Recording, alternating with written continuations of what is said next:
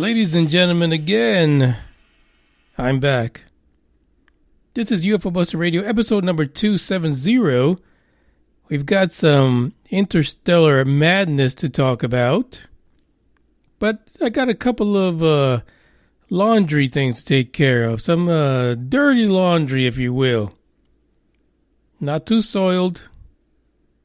Just about right to where it's not going to put your washing machine in through the madness of trying to clean it up. Again, one of my budsters on YouTube said, "Hey, Moonraker, your intro is a bit long. It's 35 seconds. 30, I mean, it's in seconds, not light years. It's literally in seconds. 35 of them. Like, honestly, a lot of things can happen in 35 seconds that you could do while the episode is loading. Now, I'm not going to poo-poo on that suggestion that maybe it should be shorter. Actually, I think that I need a new intro. So I'm not going to be negative about it. Yeah, I need a new intro. It's time. It's time to take the intro for UFO Buster Radio into new heights, new levels. But am I going to be cheesy like some of those other intros, where they have the recording from Roswell or other news bites in it? No, I'm not. I'm going to have something that's energetic, that speaks to UFO Buster Radio, and it's not going to be clips from UFO events, because at the end of the day, none of you really want to hear that, because that's why you're here. Otherwise, you wouldn't even be here, to be honest. Yeah, that's a true story. So yeah, I will be changing the intro eventually. I've got to make it more suitable for the listening audience. And, frankly, my dear, I'm tired of hearing that it's too long. I really am. I am like, come on, really? Really, is that what it's about right now? Not the fact that I'm spitting the truth. For you guys who love hip-hop, I'm spitting the truth, spitting the lyrics at you. Yeah, so anyway, it's going to be changed. So, hashtag no fucks given. Stop telling me that. It's in the works, folks. It's coming. It is. I just got to find somebody that's worthy enough to do this intro. I don't want to let you guys down with the next one. 15 seconds, that's what it's going to be. So, if you decide that you're going to start the podcast in the near future and you're thinking of going to go off and squeeze off some urine, you're fucked. You're going to miss the intro and you're going to miss the beginning of the podcast. I'm actually giving you guys a service. I'm teaching you how to tinkle quick. Yeah, get it out of your system, come back, and be done. Basically. That's why it's 35 seconds, because I know you guys got shit to do. But apparently that doesn't matter. You're taking me into the restroom with you. Shit. Unexpected bonus, I guess. I didn't expect that to be happening. In other news, the Moonraker is officially deleting the Manny Moonraker page on Facebook. Yeah, so I think I mentioned that a few weeks ago, or maybe last week. It's got to go. It's going to be only UFO Buster Radio. That is the Facebook page for us. There's also the group, which, when I tell you, it cracks me up every other day, some of the stuff that we have posted in there. And not just that, but some of the reactions of the members who are really true to speaking and commenting and sharing things about ufology. Plain and simple. There's just no way around it. It's a good group of people, but we could always use more folks. So if you're on Facebook, UBR Truth Seekers, it's the name. Sharing craziness about ufology is the game. I know that was corny, but it's what I can come up with at 10 o'clock at night. So, all right, don't shoot me. Don't shoot me. Don't shoot the messenger. So that's done. The There is another podcast coming next month, which is next week. It is the sports podcast known as Big Dime Sports. We have a page on Facebook, also Big Dime Sports. Check it out. Listen, life is not all about UFOs. It's not all about UAPs. It's about, babies, getting married, getting divorced, making trips to the grocery store, sitting around with your friends watching sports. That's the way it is. Anyone, Scott C. Waring, who sits around all day just looking at UFO videos is 4.2 far fucked. They really are, because perfect way to train your pareidolia, Scott C. Waring. Yeah. That is the perfect way to screw up your simple mind, Scott C. Waring. Pareidolia Pete. Sometimes you gotta look away. Sometimes you just gotta sit down and enjoy your environment. Enjoy the people, your caretakers, the people that you're a caretaker for, sports, your soap operas, whatever the fuck it is that makes you happy. Enjoy that shit. Enjoy it. It's okay to look away sometimes. You're not gonna catch all of them, no matter what the fuck the Pokemons think or say. Or Namco. Is it Namco? I don't know who the fuck does Pokemon. Whatever the fuck. You're not going to catch them all. Plain and simple. Just give it up. You don't have the technology or the money to do it. So it's good to go to a soccer game. Check out those Friday night lights. Sit back with some, what do they call those? Bacon wrapped weenies. Covered in some brown sugar. Yeah. And have a beer, vodka, rum. Enjoy life, because life for humans is pretty damn short. So you can't be looking at Google images, going to the fine pixel, thinking that you're making a difference. Because you're not, Scott C. Waring, Pareidolia Pete, Captain Pareidolia. And that goes for anybody else that does that. Just don't do it. Enjoy your families. Enjoy life. Work a little. It's okay to be upset about all those things, because that's life. But don't spend all your time looking at anomalous findings or unidentified pictures and posts and stuff like that. Take a break sometimes. Take a break. Let's get on to today's article.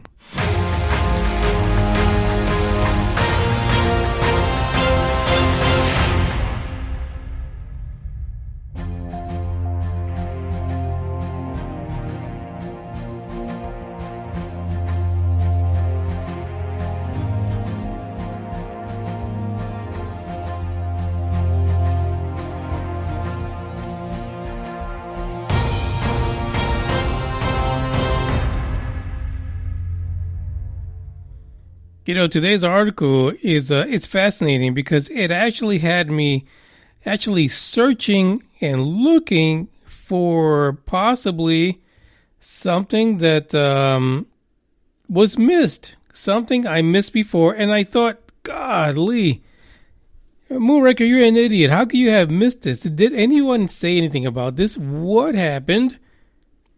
And how did I drop the ball on this? How did I drop it indeed? In many ways, it appears that I didn't drop the ball, because this was resolved recently. But let's talk about the main topic for today. That is Borisov. That's right. Interstellar 2. Borisov apparently originated from 7.6 trillion miles away. God, get in your Kia right now. It's going to take you... Oh, shit. Get in your Kia and... get a few generations with you, because it's going to take a while to get there. Yeah. Somehow, and this is the funny thing, that this came out of the Sun UK. And that is that they figured out that Borisov, the interstellar object number 2, the sequel, originated 7.6 trillion miles away, which turns out to be about 13 light years away. I think that's a blessing for everyone. It's not 13 billion light years, it's just 13 light years. Hey. And honestly, if you know where it's coming from, 13 light years, well, guess what?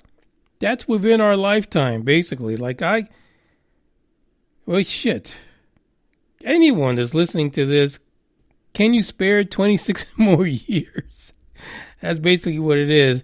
If you want to shoot a message towards wherever the flying fuck Borisov came from, you just gotta wait 13 years for that shit to get there and 13 years for it to come back. A total of 26 years. So you better make that a very damn good message. This interstellar object number 2, which everyone's excited about because it really looks like a comet. It's got a tail and all. Apparently came from a binary star system, Kruger 60. Kruger 60. Listen, for you guys who used to watch horror movies back in the day, Kruger is not a nice name. No, it's not. But that's where it came from. And it's actually supposed to make a flyby sometime in October, right? But then I was thinking, this is funny. So we have this item, which you're not going to believe. This comet used to be called C219Q4, and it was renamed 2I Borisov because 2I is number 2 interstellar. Borisov, after Ukrainian astronomer Gennadiy Borisov discovered it back in August. This is really interesting because I was kind of baffled myself. How in the flying fuck did they already determine that this thing came from this binary star system and even said how far it was? I never heard this with Oumuamua. Yeah, did you guys... raise your hand right now. Go ahead, stand up. I don't care if you're at work. Stand up, raise your hand. Did you in the front row, did you hear where the hell Oumuamua came from? Yeah, I was kind of like stuck on that too. I was like, no, I don't. What? They were also busy talking about how fast it flew by, how late they detected it, and how they were not able to get readings, how it made no sense. The shape was weird. The fact that it didn't have a tail was weird. That it seemed like it was artificial. It was using solar winds in some way. Yeah, bada, bada, bing, bada, boom.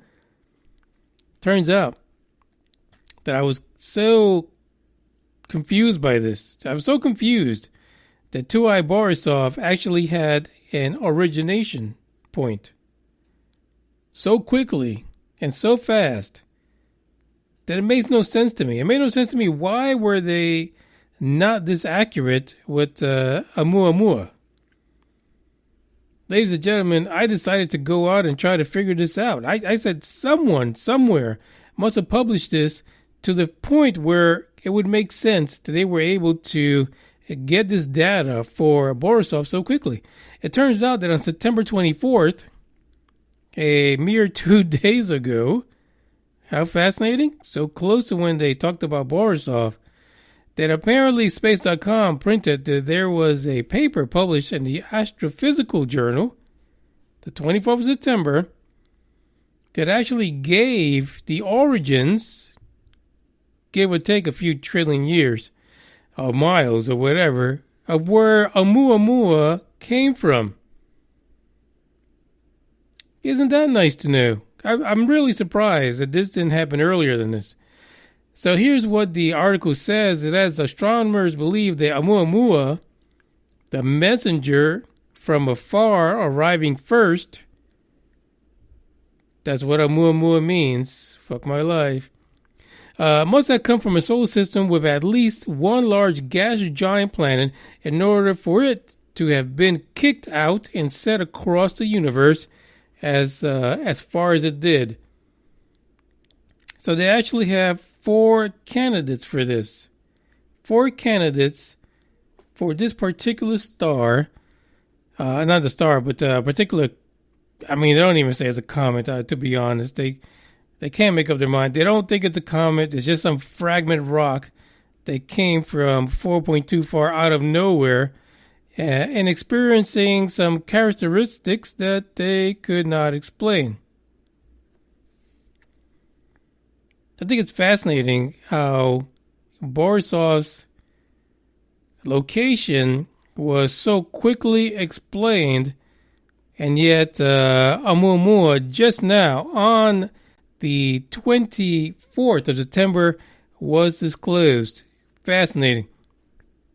What they're saying now, that with the data that they were able to gather from Oumuamua, that there are, let's see, 4 possible stars that it could have come from.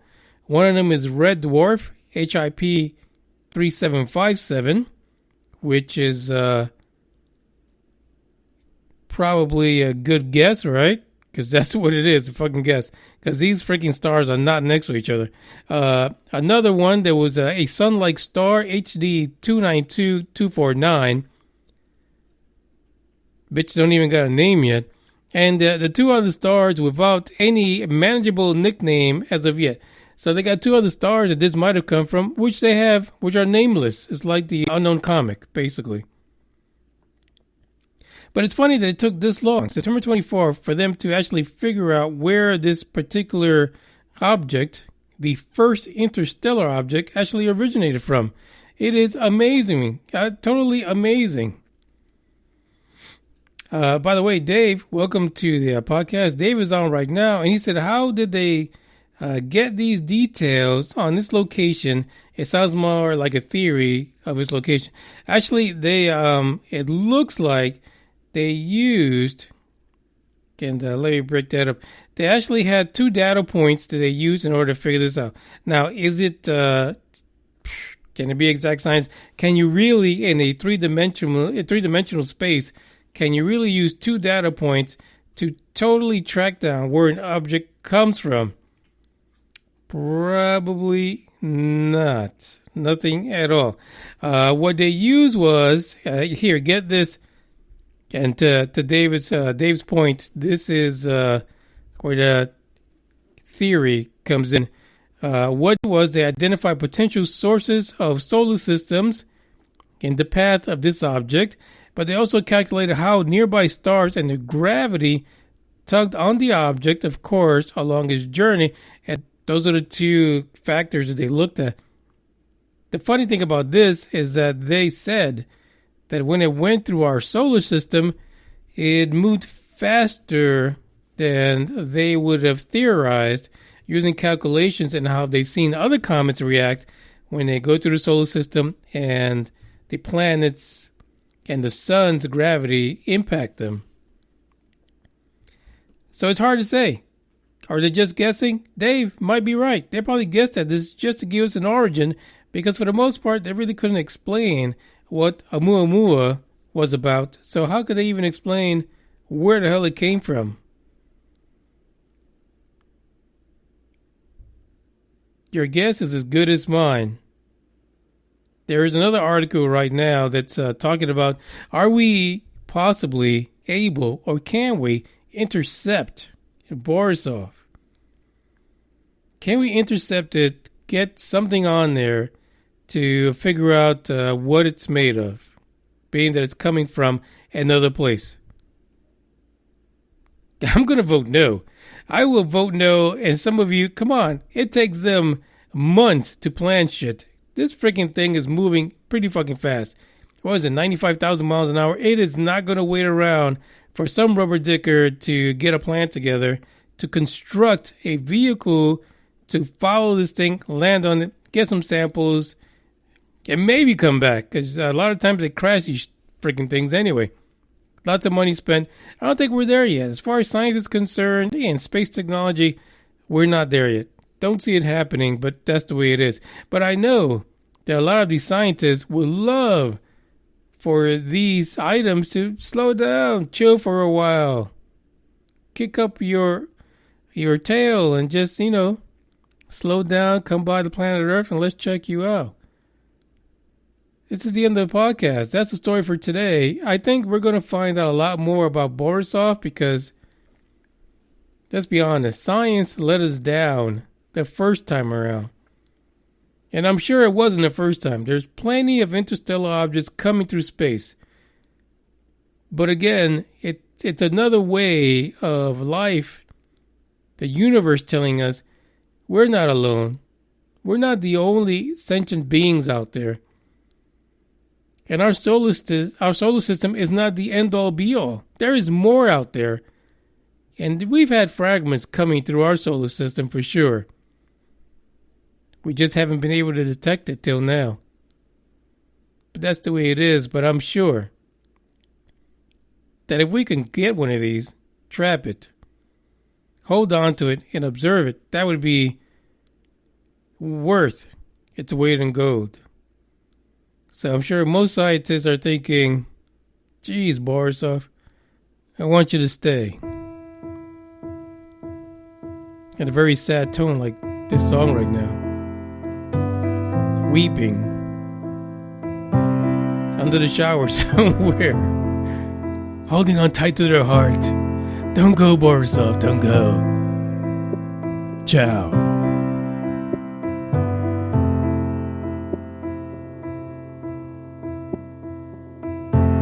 We're lying there on the bed above the sheets. No one's saying a word, but I can feel your heartbeat. I stare into your eyes, and you into mine, lying perfectly still, like we are frozen in time. I don't want this to be over, don't want the morning to come. My head upon your shoulder, wishing that you would say,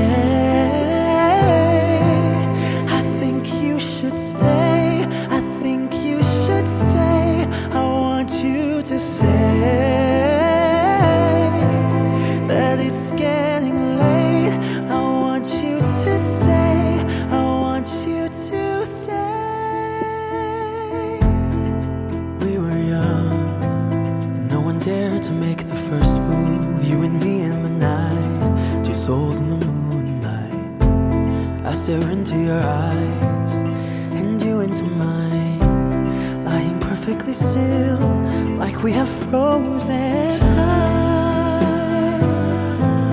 I don't want this to be over, don't want the morning to come.